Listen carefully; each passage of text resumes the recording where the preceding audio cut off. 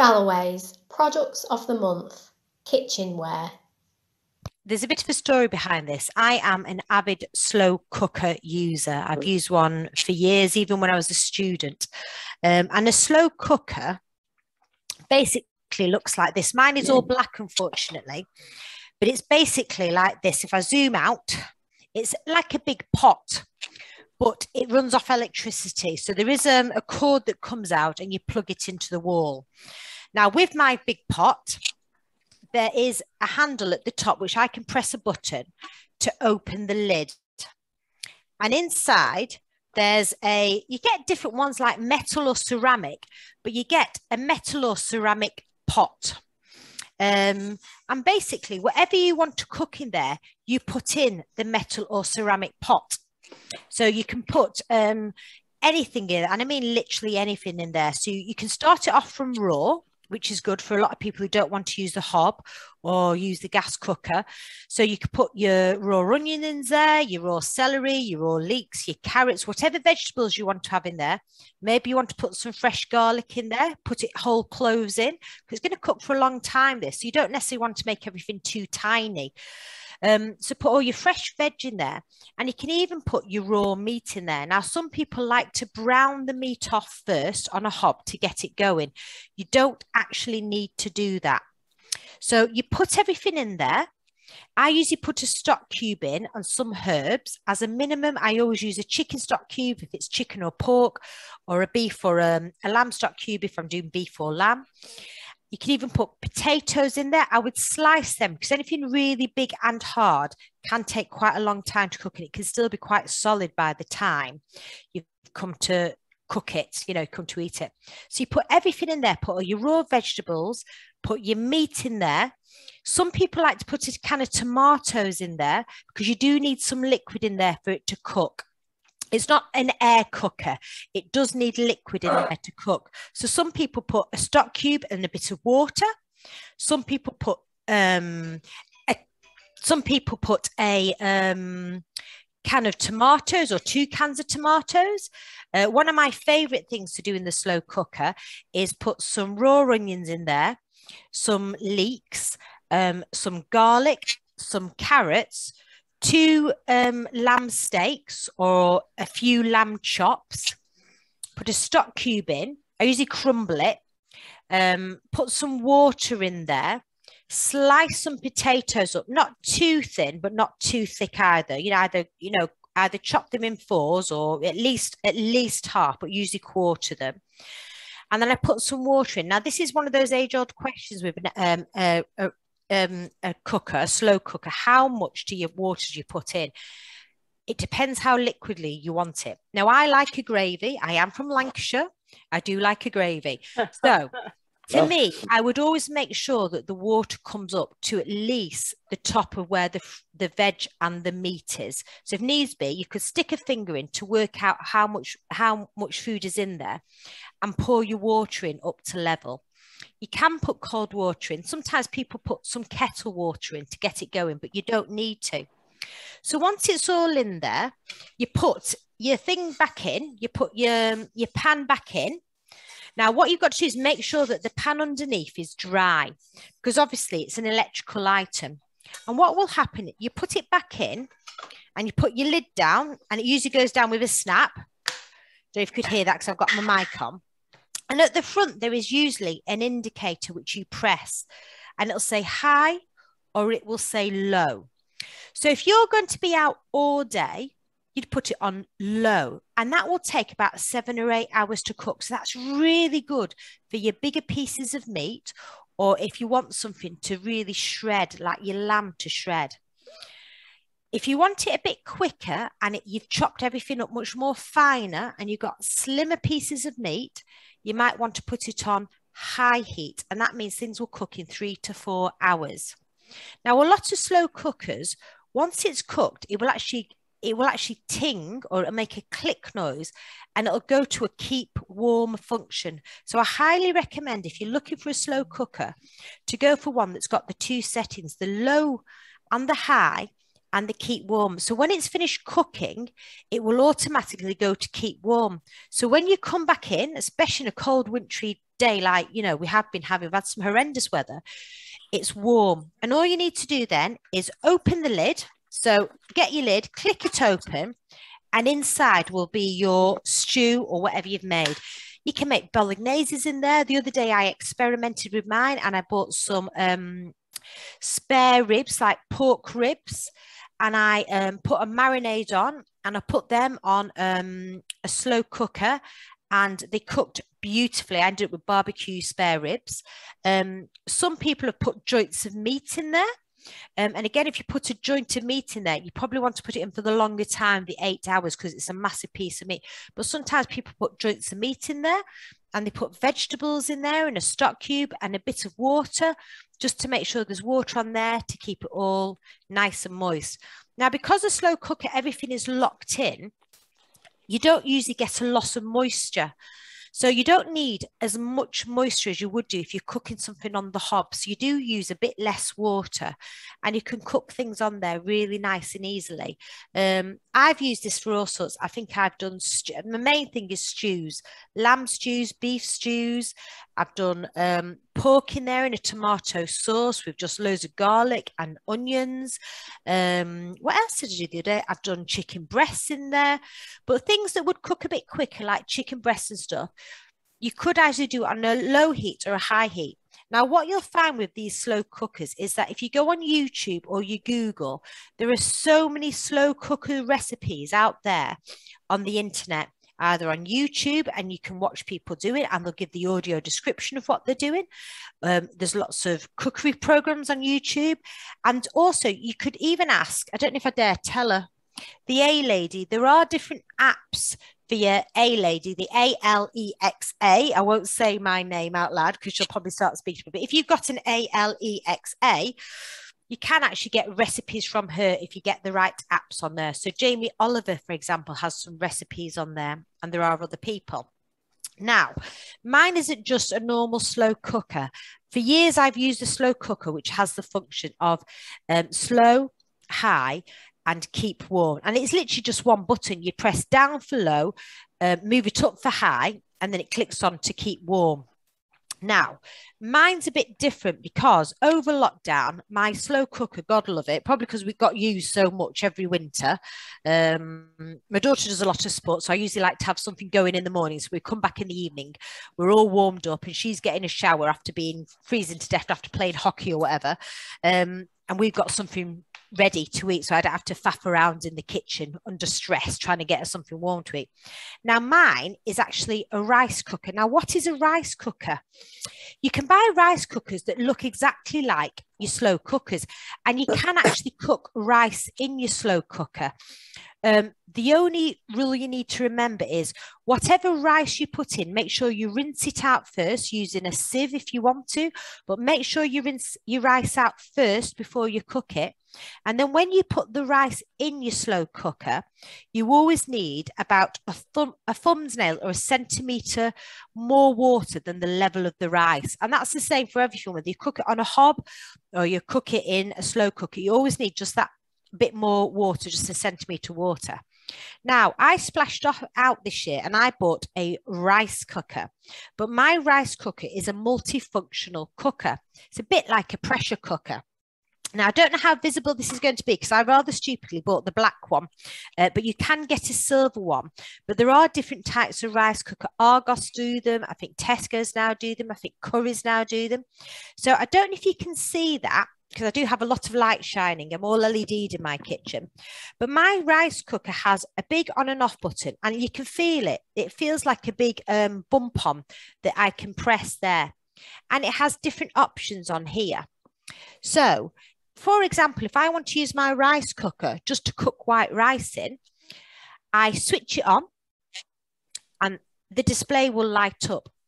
And then once I've rinsed out my white rice and I put my water in, I press white rice and off it starts cooking. Now with this, I love this one so much because it also has a slow cook option. So once I switch it on, the lights will light up. And then I can press slow cook. Now on this one, in the instructions, the slow cooker will cook for a minimum of 2 hours. Now, because this rice cooker is a bit like a pressure cooker, anything that would normally take 4 hours only takes 2 hours in this. And that's what I've got to be mindful of, that different manufacturers and different models will cook at different rates. So your average slow cooker usually cooks for 4 hours or 8 hours. But with this, my rice cooker, it will literally cook everything in half the time. Now, a lot of people, I've mentioned this a million times, I'm half Chinese, so rice is something we eat on a regular basis. So yeah, but I'd never use a rice cooker. What do you use your rice cooker for? Well, in this, I actually can do a savoury rice. So what I do, and you can do this in your slow cookers, I put my rice in, but then I put a load of vegetables in. And do remember that you can buy your vegetables pre-cut already in a lot of supermarkets now. So it's already cut up for you if you're nervous about using a knife. Or you can even get your frozen veg and leave it out to defrost if needs be. But in my rice cooker, with my rice, I usually put a couple of tomatoes, some garlic, a chopped up onion, some celery, and some carrots. And on the top, I actually put, you get those packets of chicken where you get chicken pieces, usually the chicken pieces that you'd put on a sandwich. So not the thin sliced stuff like ham, but the chicken pieces that look like the mouthfuls are as big as a tablespoon or a teaspoon, that sort of size. So what I do is once I put everything on there, at the very end, I put a packet of chicken on top. I then shut the lid down and I put it on rice. And by the time the rice is cooked, it's warmed up that cooked chicken and it's cooked all my vegetables. So I've actually got a savoury rice. And obviously I can put different spices in there. I can put some chili flakes in there if I want, or I can put something else. I usually put a stock cube in with a bit of warm water. Otherwise the stock cube doesn't really melt in there because of the rice. But I love my rice cooker. And like I say, it is a purpose-built rice cooker that will do different types of rice. So mine have got different buttons for brown rice, white rice, slow cooker. I can even do rice puddings in there. But what you'll find whenever you buy a rice cooker or a slow cooker or a pressure cooker, it will come with a booklet that gives you some very easy to use instructions and also very easy to use recipes. And often they are how to do a simple stew, how to do a simple bolognese, how to cook rice, how to cook a rice pudding, how to cook a savoury dish. So there you go. So that is my rice cooker, which I genuinely cannot be without. I use it 2 to 3 times a week, either if it's just doing plain rice, because I don't have to worry about watching the rice, watching it overflow. Have I overcooked the rice? Have I undercooked the rice, which is a cardinal sin in our house? I just have the rice cooker. And some nights, it's usually a Monday night because my daughter goes to ballet and we've got a very quick turnover from me finishing work to getting her ready for ballet to driving her off to the ballet class. What I usually do is when I finish work, I stick it on with the rice, the vegetables, and that cooked chicken, and I put it on and I know it's going to be ready in 37 minutes because I've timed it. Mine actually does a countdown. So I know 37 minutes I can be helping her get her stuff ready, chatting about a day, and 37 minutes later I know she's going to have something lovely and warm to eat with minimal effort from me, and then I can take her back out for a ballet class. Or sometimes if she's not that hungry, when I take her out for the ballet class, I'll stick it on so it's ready when she finishes because it'll keep it warm. So does anyone have any questions about the rice cooker or the slow cooker? Just a quick observation from myself, Amanda, yeah, while everybody else is thinking. On your rice cooker, yeah, is it white text on a black background? Mine is or white. Are they buttons that light up? No, mine is white text on a black background. They do this model in different colours. I chose this because it's black and it's got white words on buttons that they feel like they're like bubble buttons, and you press them and you can hear them click. So one will say white rice, brown rice. It'll say short grain rice if I'm doing jasmine rice. It'll say porridge. There's a steam function because mine does actually come with a metal basket, so you can actually steam things like fish in there. I haven't been brave enough to try that yet. It's something I want to experiment on before I serve that up because I don't want to, I want to see how it works first.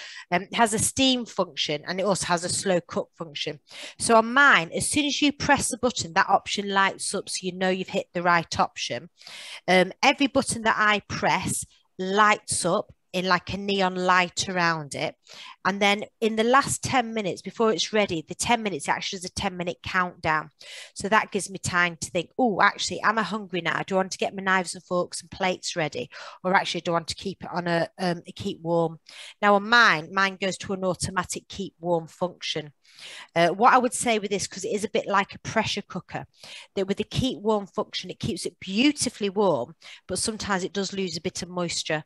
Whereas on a traditional slow cooker, the keep warm function generally kept it warm, but you didn't lose a lot of moisture on that. So you could keep warm for quite a while, like a good hour or something like that. But mine beeps when you press the different buttons, so you know that you press something, but you can actually feel it. It's like a bubble that you're pressing, and you get the feel back off it.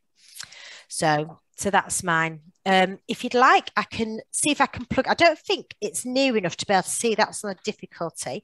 Let me see if I can just plug it in so you can see the colour of it. Bear with me. And then I'll hold it up to the camera, or move the camera around so you can see it. Let me have a look. Right, so if I spin this around, apologies, I can't hold it too high because it's very short lead this, because obviously, because it's in the kitchen, it doesn't have a long trailing lead, and you wouldn't want something electrical to have a very long trailing lead.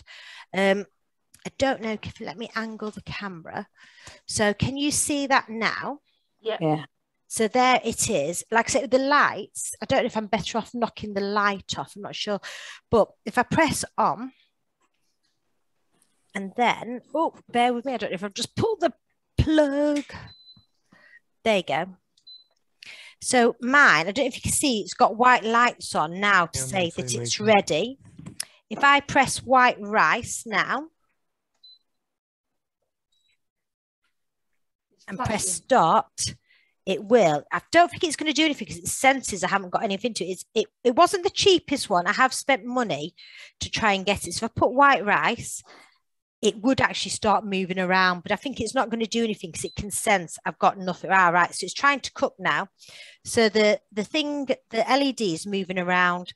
So I know now that's trying to cook something. Yeah, so if you've got a little bit of useful vision, it's just back to red off the cupboard. Yeah, that's really helpful, isn't it? Having that additional light. Yeah, I have to say the words white rice, brown rice, it's all right. It's not the smallest text, but for those of you who have a magnifier, you might need to use your handheld magnifier to look at it. Like I say, mine is quite a complicated one. With a slow cooker, it's so much easier. You've literally got a big switch to go low or to go high. Sometimes it's just the one button. It's like a switch. You just switch up or you switch low and then you press on. So you don't have as much that's visible on the slow cooker, purely because you've literally only got two buttons. So a slow cooker to me is really good. I've already splashed out and got more to get a rice cooker because we eat an awful lot of rice, and it was smaller than my slow cooker. So if I would never use my slow cooker just for the three of us, like Josh was at uni. There's four of us that do rice, but with the three of us, a slow cooker, it was too much just to do rice on. This, because it's smaller in size, the bowl itself that holds all the food inside is smaller. So I can do rice on there and actually make the rice into a complete meal with the chicken and everything else. And it's just enough for us three. You can buy them in different sizes. You can get very large slow cookers and really small slow cookers. So again, be mindful if you do buy one, how many people are you realistically going to be cooking for all the time? If there's just yourself living on your own, you could buy a smaller slow cooker. But what you could do is cook 2 portions at a time and keep some for the next day. But I am a big fan of them. You know what size that one? Sorry, you know what size that one is? That you're saying it's good for 3, and we're normally 3 people here. What I can do is it's by a company called Yum Asia. It does actually say on here, but it did say in the description between 3 to 4 people. So that's why. So if you were doing rice on its own, it would do enough rice for 3 to 4 people. I actually have filled up as much as I could dare with raw rice, and it's done enough for 5 to 6 people, because I've cooked other things on the hob or in the oven. If I was going to do it, the chicken dish that I mentioned before, you know, the vegetables, the cooked chicken and the tomato, this, that and the other with the water, that is comfortably enough for 3 people, because like I say, me, my husband and my daughter will eat that on a Monday. I'm standardly 3, but if my other son and daughter come, we're 5. But then you could just use that. The rice. And then, and my daughter who's not with me is vegetarian. So I would often need to have the rice separately, because it would be separate food, so that she can have her veggie stuff. So I have seen seen rice cookers, like I say, rice cookers that do double up as slow cookers. I actually bought them because I was so impressed with mine. I feel like Remington Steele. Do you remember the advert? So impressed. He bought the company. I actually bought a smaller one that was between 1 to 3 people. Now the bowl on that is an awful lot smaller. I've said to my mum, I think she could comfortably get a small joint of lamb in there or a joint of ham in there and use that as a slow cooker. But I think she'd struggle to get a load of potatoes and vegetables in. To do that, I would definitely go up a size. So I think before you purchase any, genuinely think, what would you use it for? If you're going to use stews, then remember you've got meat for, if you're cooking a stew for 4 people, you've got meat for 4 people plus potatoes for 4 people, your veg for 4 people. So have a think then. You might need one that's just 4 to 6 people. But if you, like I say, you just does 3. I've done a leg of lamb in here. I did have a panic, I will be honest. I bought the leg of lamb and then panicked as the butcher was chopping it. And I said, actually, can you cut it in half? Because I did suddenly think that maybe the bone bit wouldn't fit in the slow cooker. And thankfully, I got him to just cut the bone off. I got the bone because I think the bone gives the flavour. So I have actually just used it as a roast in it, like a joint in it, and I've literally just done the joint with the gravy, with the stock cube, the water and the vegetables, and just the joint in there, and then we've just had it with like a nice piece of, like a big baguette or something like that. So you just have to think of how you would use it before you buy one. They're very, very good, but part of it is getting the right size. If you get the wrong size and it's not big enough or it's too big, you'll never end up using it. So realistically think about how many people you're going to cook for on a regular basis. I wouldn't go bigger just because once in a blue moon you might have people round, because you'll never use it. The idea is it's to save you time. It's convenient. You just bang everything in, set it to cook, and try, and then experiment. Like I say, I normally do stews and stuff like that. My friend uses hers to do chili con carne in it. Puts the beans in, puts the mincemeat. You can do all sorts. She browns the meat first, though, just to give it that extra flavour. Right. So would anybody like to hear has anybody got any more questions on that, or should we move on to the soup maker? I've got one question. Yeah, of course. It really concerns me.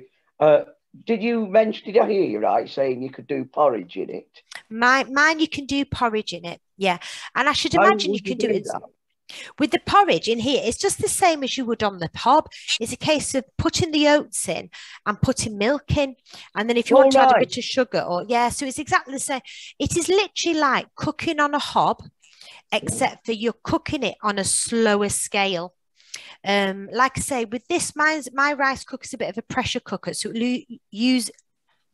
it cooks quicker than a slow cooker. So you can use your slow cooker for porridge, but you be mindful then, if it's going to take 4 to 8 hours, are you putting it on the night before, or how are you cooking it? Well, that's one of the beauties I was like about that, because when you get up in the morning, your porridge is already done. Open the lid and eat it. You're done there, yeah. So for yourself, if going in the microwave. So if it depends how many you're cooking for. Again, you might want a specific smaller rice cooker / slow cooker. So because you wouldn't want to necessarily make too much porridge? Because would it keep in the fridge, or would it go too sludgy when you microwave it back up? I haven't done a porridge in this. It does come, mine comes with a fantastic recipe book with different things to try. I haven't tried lots of things, but porridge is on there. But I have found a recipe that I really love the idea of, like an exotic rice pudding. I like rice pudding. Yeah, so I'm going to do... I just use the tin rice pudding, but, you know, there's nothing better than a proper rice pudding that my grandma or my auntie used to make. Yeah, so this will make a rice pudding as well, and it'll make a porridge. And for those of you who know proper Chinese food, it'll make a congee in it as well, the savoury rice pudding that people eat for breakfast over there. So it's versatile. I absolutely love this. I'll be honest, when I first got it, the first few attempts weren't that successful because I was kind of treating it like my old slow cooker. And it is slightly different. So I had to try it a few times and add a bit more water one time and take out a bit less the next time to get the right consistency. But now I feel very confident cooking with it. But I think I was so used to my old slow cooker. This sometimes it's not as forgiving because it's doing all the work in less hours. Whereas with the slow cooker, I felt like it could be a bit more forgiving of mistakes. You could leave it in for a bit longer, whereas this cooks very, very efficiently. And like I say, when it goes on to the keep warm function, it does keep it very warm. It doesn't lose moisture, but with rice, rice will carry on cooking. So I don't like to keep it in the keep warm function too much if I'm doing rice. Fine for joints. Like I say, that lamb joint I did was amazing. Yeah. The other thing to be mindful of as well, especially if you are going down the route of this for the first time, is ensuring that your meats are of the right temperature for eating. And if you're not sure on your temperatures, you can buy, I don't know, can we see that, Amanda? I can make it out. Is that your thermometer? It's a talking thermometer, guys. So it's a nice long silver metal rod with a little point on the end, and on the top you've got a small display screen with a yellow button, and I'm just going to put it on. 0 degrees Celsius. Did you hear it okay? Yeah. Yeah, so obviously when you put it in, the display screen is now flicking around to try and find the room temperature in here. And then if I hold it nicely in my hand, it will, she says, it beeps and tells you that that's the temperature it's at. And then you can... 31.9 degrees Celsius. I've got toasty warm hands. The rest of me are freezing, but I've got toasty warm hands. Just bear with me. Does it also tell you how spotlighted what you, the Jenny? right temperature should be for meat? No, but you can always get that if you ask the A lady and things. Okay, thank you. But particularly for your chicken, that's the one that's likely to cause you the most upset if you've not got your chicken at the correct temperature. Yeah. Sorry, just let me throw that back in the drawer, otherwise it'll keep shouting at us. Yeah, like I say, I've done lots of joints and meats in the slow cooker. My mum has actually done a whole chicken in her slow cooker, but she left it on for 8 hours on the big old slow one. Neither of us have done a chicken, a raw big chicken in this. I know mine will, and it'll cook it through. I just haven't done it because we love lamb in this house. We are full lamb, but I've put a leg of lamb in there, and my pressurized rice cooker cooked it easily within 2 hours. It was gorgeous. Brilliant. Right, Fabulous. Jenny, I've spotlighted you. Thanks. So you'll have to give me a bit of thing, Amanda, guidance, because I'm using the camera off my webcam rather than off my laptop. Okay. I think your camera needs to just angle down a bit. We can see the top of it, just down. Perfect. Yeah. Fabulous. So this is my small soup maker for two. It is a metal container. The lid off it, the top half of it, the blending section, this has got silver switchblade on the bottom. It's bright orange and the top is then black. It's really heavy. The jug section's quite light in comparison. It's the filling section is rubbish on it, to be honest. only because I've got so many sizes in the house that was bought as a present. And there's two, you can feel it where my hands are kind of just under the centre is your minimum and your maximum, and there's very little distance between the two. So your minimum temperature is 1,300 mils, and your maximum temperature is 1,600 millilitres of fluid in there. So for making soup, you're not going to get more than 2 portions out of it. But it is fabulous in the fact that it gives you different options. I am going to put it on in a second, but just for ease, before it starts beeping and shouting, I'm going to let you know what's on the display. So you've got, if you have it, so you would be gripping the handle with your right hand. Space. We've got 4 metal prongs underneath, and they need to click in to the top, and it started to beep. So with it being on the right hand side, you've got a display screen in the center just underneath the handle grip. On the left hand side, you've got your mode button, and then as you follow the curvature of the top of the device, you've got smooth, chunky, I'm trying to see what the next one says, juice, blend, and then your on-off button. It doesn't get more complicated than that, which is great from my point of view. Because like Amanda, quick and easy, like tomorrow, we'll be home really late. So it's leek and potato soup for tomorrow. Done by my sister, because she'll chuck it in there, do it, and then I'll reheat mine when I get in. Yes, and I can either reheat it in this, or I can reheat it in the microwave. When you put all your products, all your items in, they're just going to go straight in. Burnt on the bottom. Just going to chuck all your items in. So for a maximum amount, don't ever fill it more than halfway. And then once you put your device together, it beeps. Amanda, can you see that on there? We're flashing now. Might be better. Yeah. Is that better if I turn those lights out? Yeah, that's better. I think it's because we've all got our lights on, isn't it? Yeah. So now it's flashing, asking me to select which mode. So it's going across between smooth, chunky, juice, and blend. So all I do is press my mode button on the left-hand side. If it's going to select smooth, which is how I like my soup, that's flashing. If my sister wants chunky soup, we do chunky soup first. And then when I press the start button, it comes up with the length of time there in minutes. It comes up with 28 minutes. And it's preparing to start now. Because there's nothing in there, again, like Amanda's, it's struggling a little bit. And then that's it, it's done. It'll start off and it'll start cooking and it'll whiz away.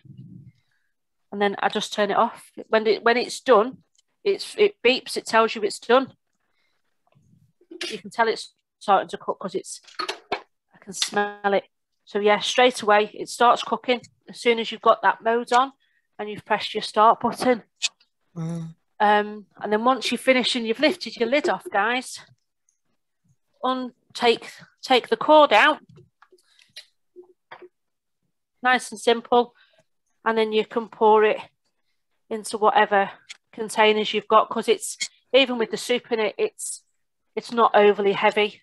That side of it, it's only heavy with the blending section device on it. Has anybody got any questions? Yeah, do you not have any problems? You showed how you fill it up. Yeah. But it's neither clear nor has a ball like a jug kettle. It doesn't, no. And I noticed those minimum and maximum marks when you turned it round, where to fill it up. You know, it's not, you know, it's not transparent or anything. Do you not have any problems with filling it? What I tend to do is use my talking. I use my talking scales if I'm in on my own. So one set of scales with easy to read jug with the units on, so I can either use it just as a measuring jug, or if I'm really struggling because of the bad lighting, I stick it on, turn it to millilitres, and turn it over to millilitres and do it that way. Do all my ingredients, chop them all up and put them in that jug for the measuring jug side. Along with the liquid, I use my Pyrex jug on the top of it when I want to put my stock in, and use the hot water out of the kettle, because obviously that plastic jug isn't for doing that with, and ensure then that I'm happy with the amount of stuff I've got, and then pour it in. So do it in 2 stages really, rather than trying to just guesstimate in there. When my sister's in, it's her job to chuck everything in because she can see what she's doing. But you can actually Sharpies or permanent marker, you can mark on your device. I like the smooth soup. It's quite good. It does get it to a consistency, almost kind of baby food consistency for me, because that's just the way I like my soup. Whereas my sister prefers much chunkier soup. So this for us is ideal because we can do it for her as chunky, and then actually I can just hit the blend button while it's still hot and blend it up as well, and make it a little bit more Jenny consistent. And things. Whereas if you do it on the hob, then you don't need to start a new soup then. No, I just whiz it for a little bit and then take it off and pour it out. Whereas if we do it on the hob, I have to have chunky soup. Because we haven't got a hand blender. Yeah, but it's good you've got the option. Yeah, absolutely. And different soups lend themselves to different consistency, so at least you've got the option. My mother-in-law had one, and she used to do a batch and freeze some. I think she used to freeze it for another day, so she always had some done, and I thought that was a good way. But we are going into cold weather, so soup when you come in and it's cold outside, is there anything nicer really? And then that takes us back to our old style plastic bowls again with the handles on that they do come with lids.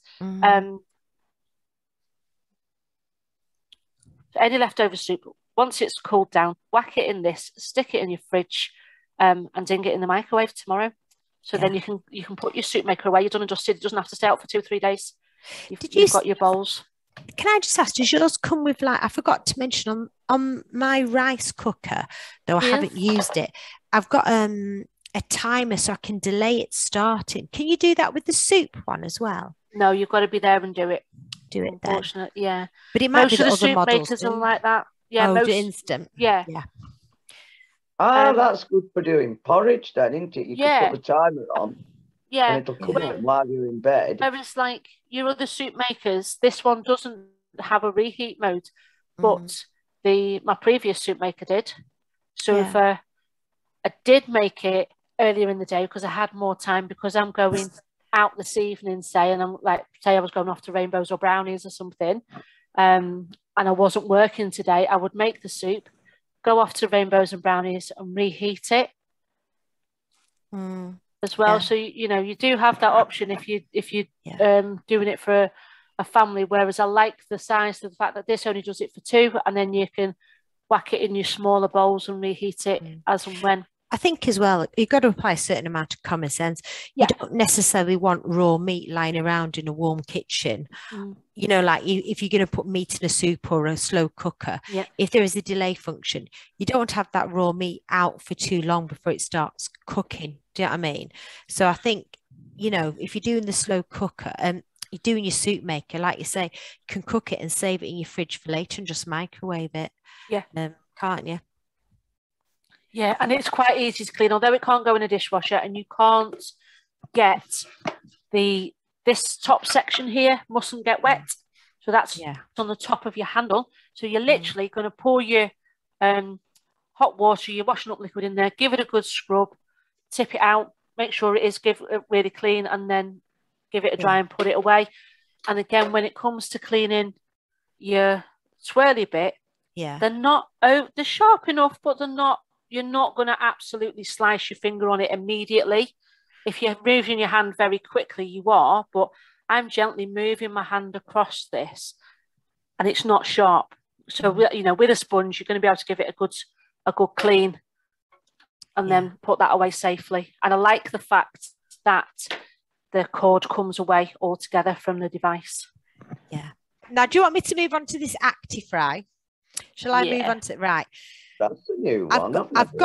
I've got to give. There's a lot of disclaimers with this. Firstly, it is our son's. It is our Joshua, who's 20 years old, who's studying in Liverpool. Joshua bought it over lockdown because he is very health conscious, as these youngsters are. He goes to the gym all the time. He does that. Body beautiful, this, that, and the other. Now, he wanted a way of cooking without cooking too much, using too much oil. So he didn't want to fry stuff. He didn't want to grill stuff because he said every time he grilled, he burnt himself, or he would burn the food, or it'd be undercooked. So one of his mates said, we're at home, we've got an ActiFry. So he bought himself a cheap ActiFry. So the caveat to this is a cheap ActiFry. It's not the cheapest, it's not the most expensive. You can get very, very different ActiFries. You can get ActiFries that are cylindrical and they're round, and some are see-through, and you can get some that are all black that are like a drawer. Now, we'd bought the cylindrical round one for my mother-in-law years ago, because as an ex-Blackpool landlady, there's nothing more than she loves than chips.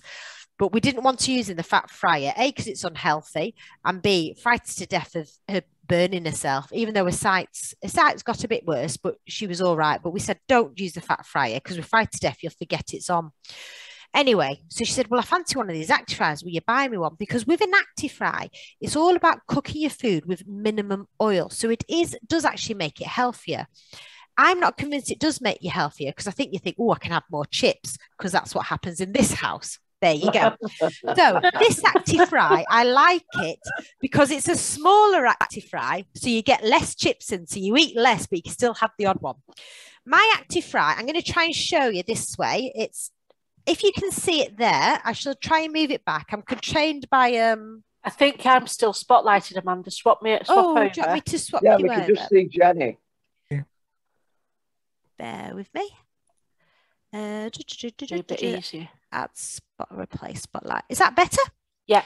Now, because my camera's got a bit right, is that in the center? It's a big black tower, basically. Now, the controls are on the top. I don't know if you can see. The on button is illuminated because I've got it on. Yeah, okay. It's white. Now, at the top, I'm going to describe this because this is the basic bog standard one.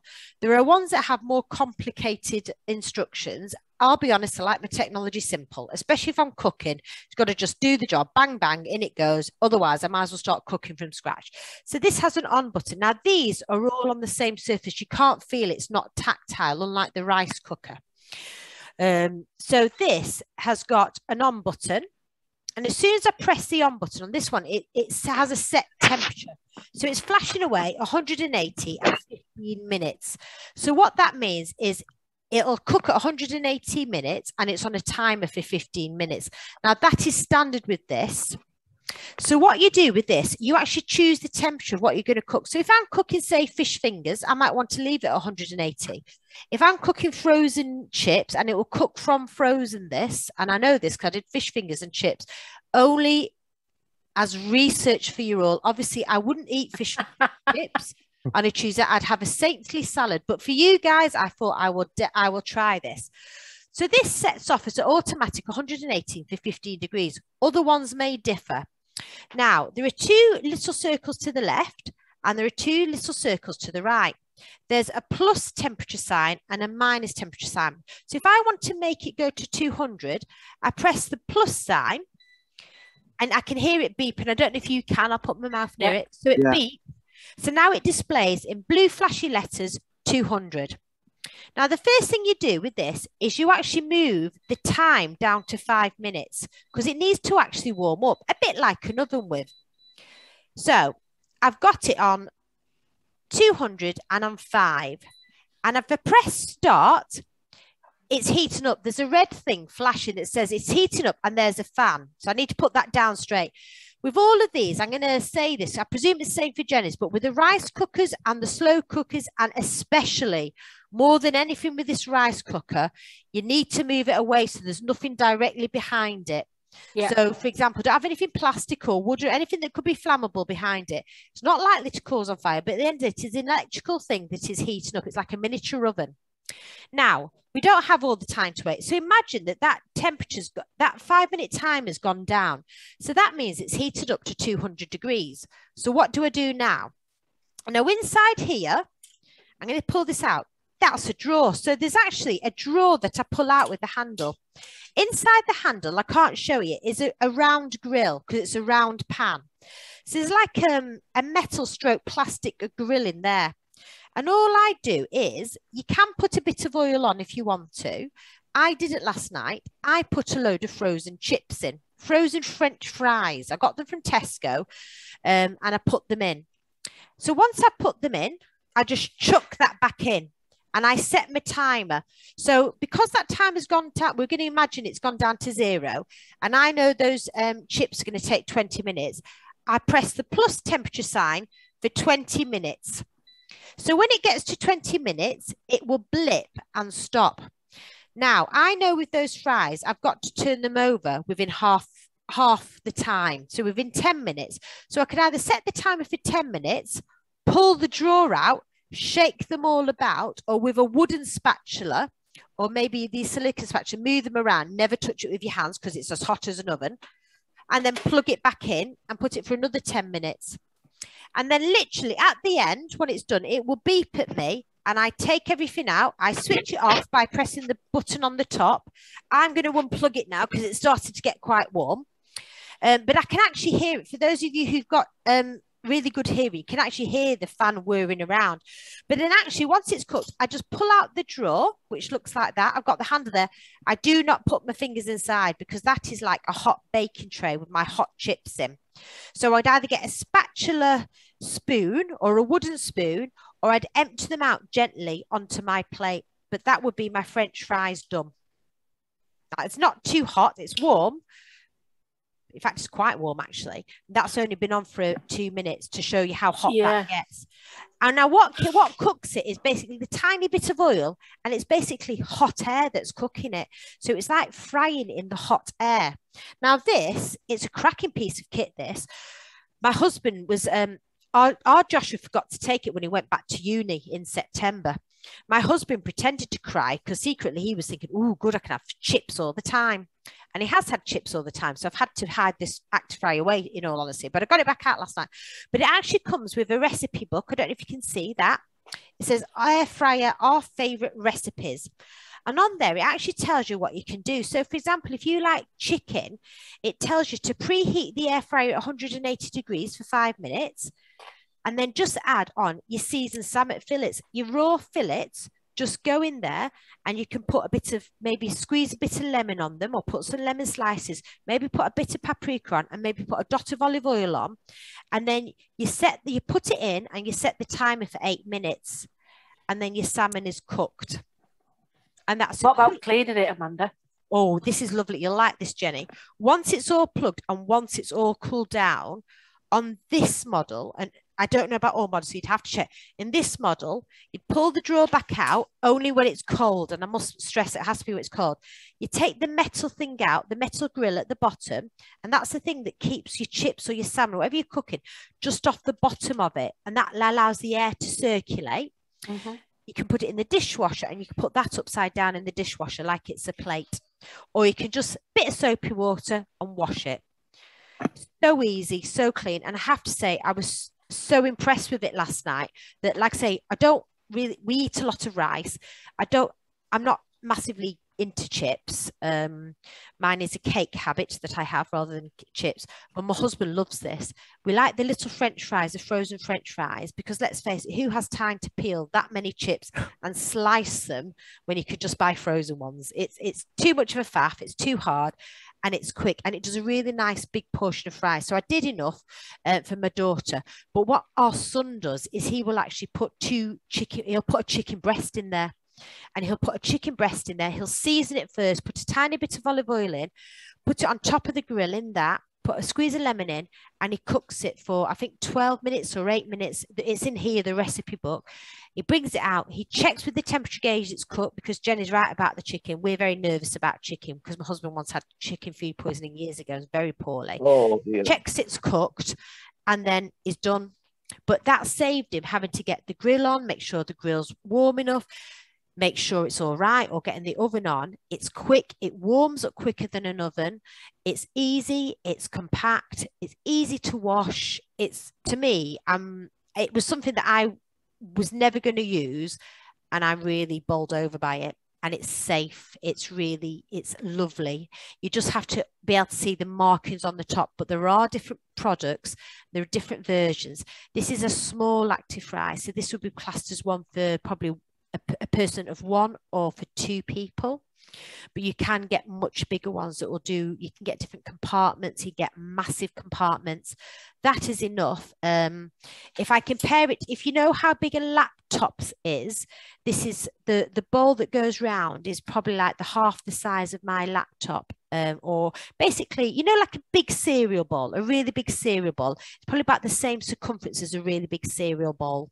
So you can get a decent amount. But like I say, our Joshua, when he does it, he does one chicken breast.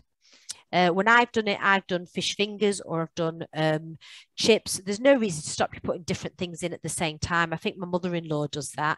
She's got an active fry, and I think she puts chips and some fish fingers, or chips and some chicken wings in there at the same time. So there you are. It's the active fry.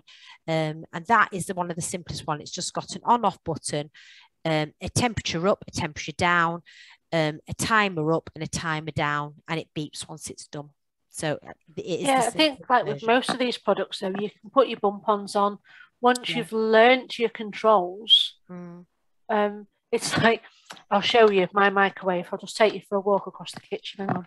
Hey.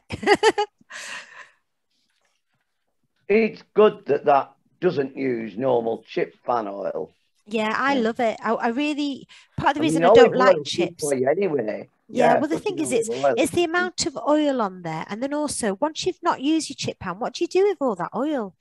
Do you keep it for, how long do you keep it for? Whereas this, well, they use it for diesel now, don't they? They can recycle it for diesel. Yeah, but, you know. Right, so let me spotlight you, Jenny. Give me one tick and we'll spotlight you. Right, so you're on, Jenny. So this is my microwave stroke combi oven, but no one else in my house can use this. Because they're like, it's too complicated, and they keep trying to press my actual bump-ons and not the button next to it. But I've got the bump-ons on in order. So my microwave is the top orange one that I use all the time. My yellow one I don't use very often, it's the grill, and the red one, because it's red hot, is an oven. And you literally press your microwave, you press your start button, however many times, it goes up in increments of 30 seconds. Job done. But nobody can figure it out. But it's but they're like Amanda's buttons on hers, they're almost like pushing in a button. Like an air bubble. Yeah. Which is great. Nice and simple. And again, on the, you know, having it simplistic like the oven. Yeah. So the oven is like, it's one of those hide and slide ones. Oh, lovely. So it hides so we can get at it. So because we got this house, it's not been that long since we've come in the house. I had the kitchen done for me, so my poor sister can't figure anything out in it. But to be fair, you do a lot of cooking though, don't you, Jenny? You do a lot. I do like to try and help cooking. It's not my passion by any stretch of the imagination, but it had to be done so I could cook. Yeah, I think as well, there's so many shortcuts, like you say, having the bump-ons there. What I like about, I mean, I love the active fry, but I don't like the fact you can't feel the buttons. Now, the buttons for me with my site are clear and they're nice in a good light, but you would, if you struggle with your site, you might need bump-ons on this. And I think it would be a case of checking a lot of the products. If you can lay your hands on them in either Currys or Comets or Argos, and just asking if you can have a look at, and don't be worried about asking, can you see it, to see if you can see the buttons, and then putting your bump-ons on. But then it's using the shortcuts, like, you know, your veg that's already diced up for your soup, like your frozen vegetables and things like that. Like this will do frozen chips. I'm fully sighted. I'm not chopping up chips and peeling them. Potatoes, I'll do it for a roast dinner, but I'm not slicing potatoes. Yeah, but you know, trying to slice them, it's hard work because chips are slippery anyway. You can do it. No, I'm not allowed near knives. Honestly, if you say, I'll show you the scar, but it's healed up so well.